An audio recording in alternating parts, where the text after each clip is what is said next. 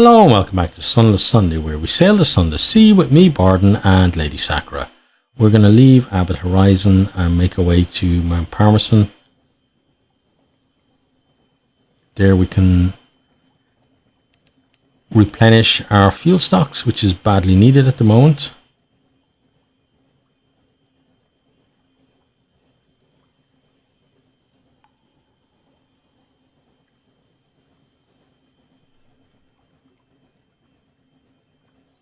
Let's send it to Seabat, because this looks like somewhere that might actually be an underwater place.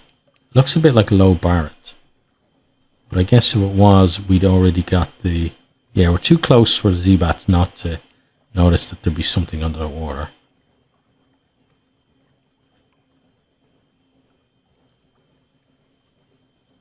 Or Low Barnet, not Low Barrett. I'm calling it Low Barrett. You know, I know there is an N in it.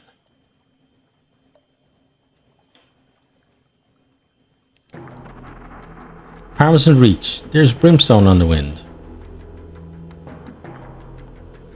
You're being watched. Okay, by, I guess, Salt. We got Salt's attention, don't we? Stop watching me, Salt.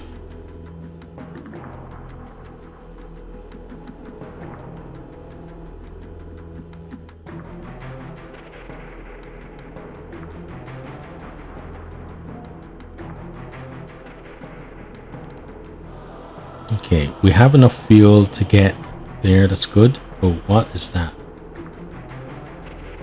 Okay, I think we can fight you. Oh, that wasn't good. Let's get behind you.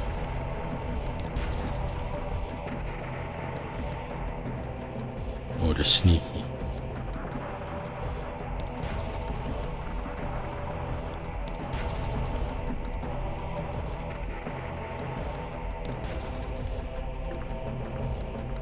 Stick behind you now.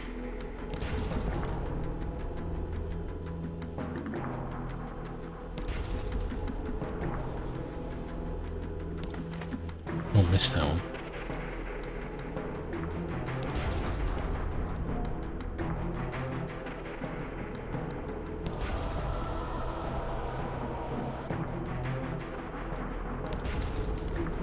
Okay, I think we're gonna win this one.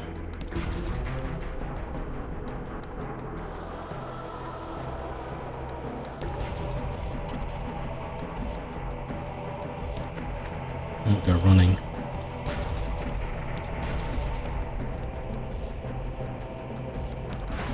Gotcha. Okay. Let's investigate the hold. We have 4 supplies. Cheers.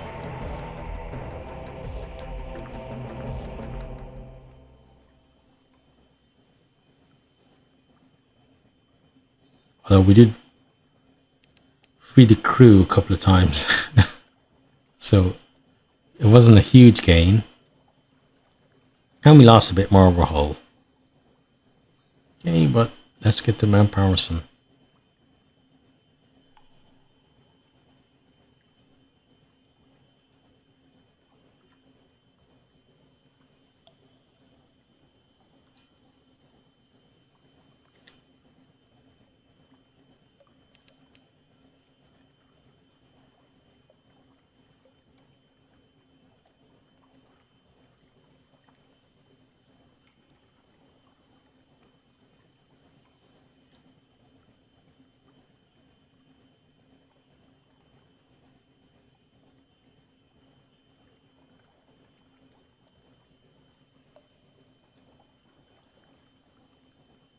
Yeah, we're only just about going to make it here, actually. I was imagining we'd have about 5 left, given when we left Abbot Horizon, but I guess we did have that fight, so probably use some more fuel at least. Okay, let's get swing around and get in. Okay, Mount Palmerston. Okay, we got a thing there as well. Let's chat to the port folk about the Brimstone Convention. There was a revolution in hell, and the aristocracy of devils fled here. Here they plot in exile, a shrug and a curse. They don't do us any harm. They stay up there. We stay down here. If hell's fighting itself, that's good for all, isn't it?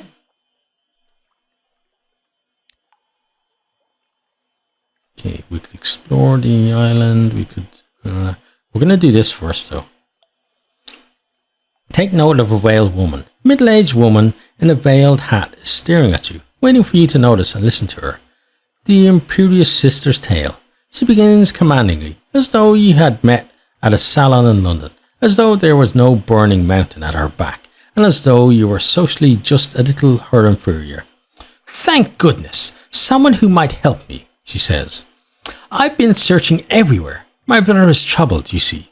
Troubled by some past difficulties. I came to Mount Palmerston because I thought possibly that his soul.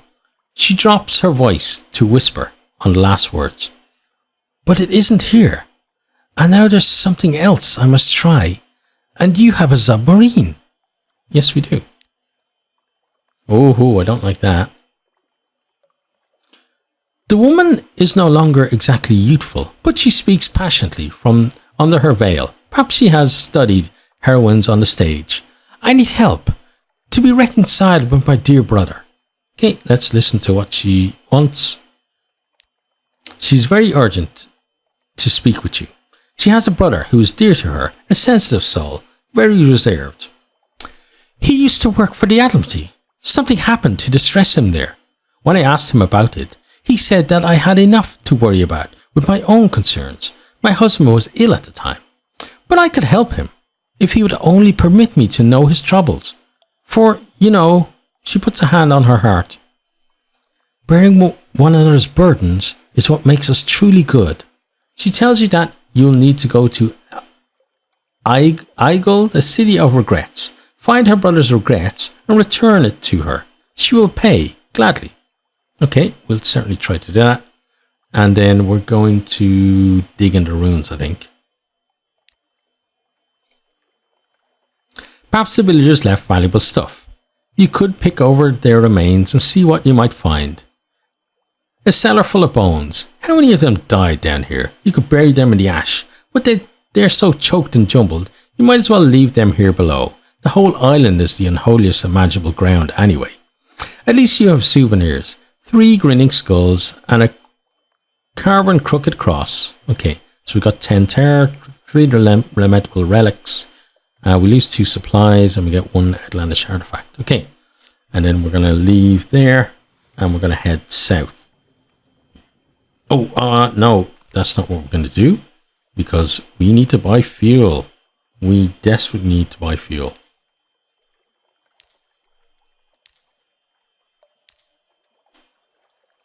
Okay, that's enough fuel for now, I think. We don't want to buy any supplies.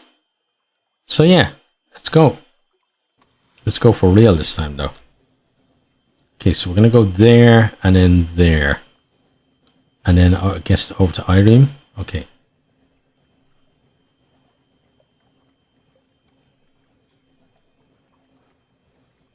A sluggish wave. The ship pitches.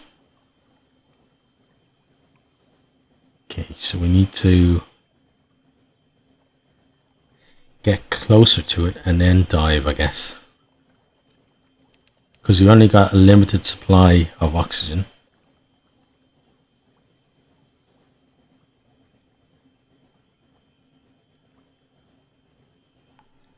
Okay, we're almost there. Let's get our dive on. Okay, let's head out this way then. I think when we get here, that looks a little bit deeper. There we go. And the entrance will hopefully be just here.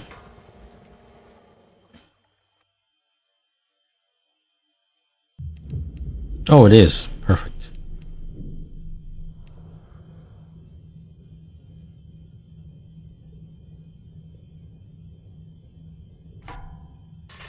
Okay, so Anthe. They call it the City of Flowers, but the flowers are crystals. Spiral matrices grow on the walls of Anthian caves. They call it the City of Flowers, but the flowers are crystals. Oh yeah, spiral messages on the walls of Anthe caves. The inhabitants of Anthe are at least partly crystal too. They call it going sharp, becoming more perfect and clearer and colder. Study the chamber of the Anthe. Wander where you can, gain a preliminary understanding of the place. Those who go sharp, the inhabitants of Anthe go sharp, not all at once, but piece by piece. They turn to crystal. They sort themselves by sharpness too. The sharp-handed cluster with others of their kind, ignoring the keen-footed and the brittle-waisted. To progress through Anthe is to take on more and more of these attributes, to enter the deeper chambers restricted by sharp style. Choose which chambers you would most like to discover. The Antheans speak of a woman named Rosina, dying of a curious disease and sequestered among the sharp spleened.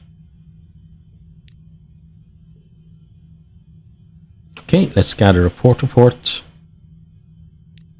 The Admiralty will want stories of this place, rumours and extrapolations. Access to Anthe is restricted by type of sharpness. Those who are sharp in the ears do not necessarily mingle with the sharp-tongued. As for the inhabitants who are sharp throughout their full bodies, they do not circulate much. There is said to be a cavern, broad and shallow-floored, where the perfectly sharp grow old together. They aren't capable of anyone else's company anymore. At least, that's what you're told, and you can hardly go and ask. At any rate, they are more like growing crystals than like people, slowly expanding and bonding with the rock. Okay? Consider your own. Should you go sharp, or have you already taken on sharpness that you now regret? We don't want to do that, thanks. Shops. You can buy Scintillac for some mutter salt. Fuel isn't bad price-wise. Supplies, again, not really a rip-off. And ambiguous Eloth is okay. But we're going to leave here. And then we want to get over to the Ragged Crow. Okay. So we need to turn ourselves around. Now, can we actually make it all the way there under? Well, we could, but we've got this flow, which we're going to have to avoid because it's going to slow us down. The current there.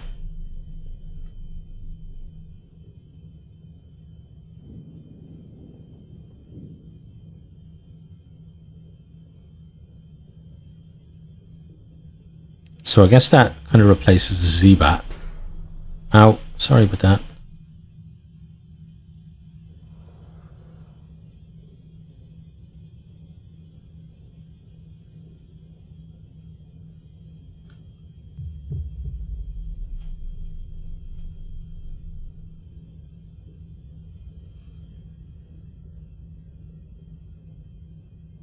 Okay, so we need to go. The sonar has picked up an underwater settlement. It is a long way to the east. Okay, well, let's go a long way to the east then. A shoal of fish pass by a porthole. The prow lamp reveals the midnight iridescence of their scales. Okay, now we need to go through, I guess, that part there.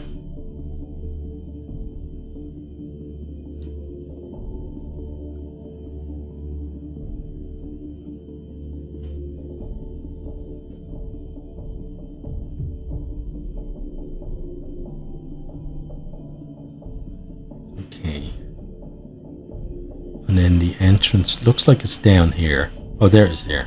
Okay. You have gained a secret. Speak to your officers to improve your abilities. Definitely gonna do that. I think I'm gonna increase my... Who increased my irons? I'm not sure. But whoever increased my irons, I need to talk to them. Something brushes briefly against the shell. The sub shakes. Even, not shakes. Okay, yeah, we just about made it on oxygen.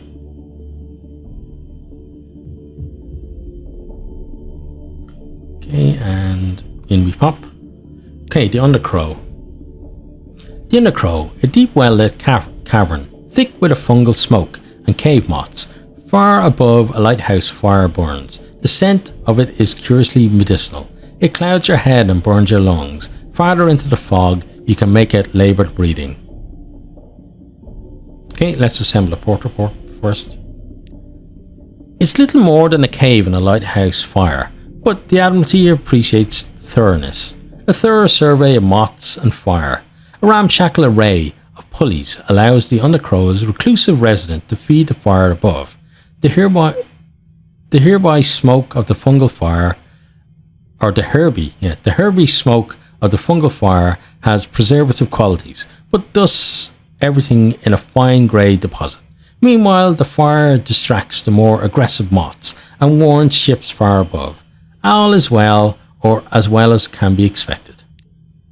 Okay, and then let's approach a voice from the fog. Here at last, the fog voice croaks. Come closer. The incomparable Aurelian rolls his eyes, but advances nonetheless. An almost dead man. Your passenger gazes impassively at a bulbous figure, whispering quietly. As the fog parts, you can make out milky eyes and a toothless grimace. No tomb colonist ever looked as ancient or unwell as the almost dead man before you, grey, bloated, and nearly embalmed by the fungal smoke. It's difficult to tell where his skin ends and a stone bed beneath him begins. His breath is shallow, but his bare chest heaves to a different rhythm. A shape crawls beneath his ribs, but disappears as the man lets out a ghastly sigh. Allow me to introduce you, my lady, the incomparable Aurelian says, slipping you a modest payment. This is Lorenzo, my erstwhile mentor, and host to the most moth. So we only got 50 echoes for that, okay? Not great, but hey, everything counts, doesn't it? Right, so let's see what we need to do. Okay, well, we can do this at least. To provide wine for a dead man's toast. Dying works up a thirst, but I should like to make a toast to immortality. Bony fingers clutch the cup with effort. To immortality and those who died in its pursuit. Something twists deep in the man's stomach. He coughs up a curiously sculpted stone. That includes us, Grub. Okay, so we gained an outlandish artifact. We now have one Undercrow dying grace. Okay, now let's speak with the incomparable Aurelian.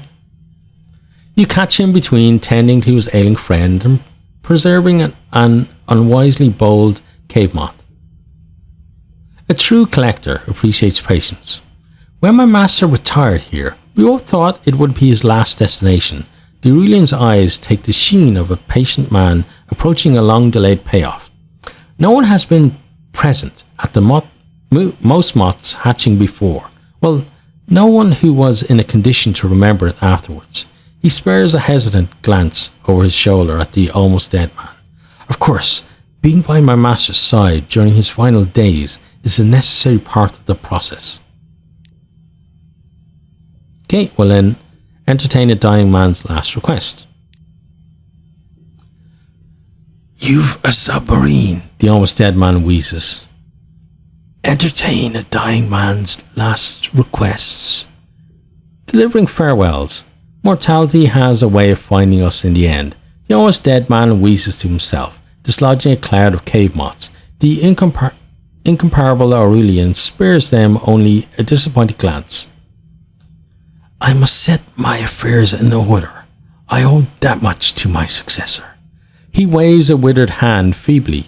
It's not clear whether the gesture suggests the companion at his bedside or the one nestled within his ribs. So, my lady, would you help an old man say his farewells? That we would, and we're going to say our own farewells too, because that's the end of that one. So, hope you've enjoyed, and I hope to see you all next time. Goodbye.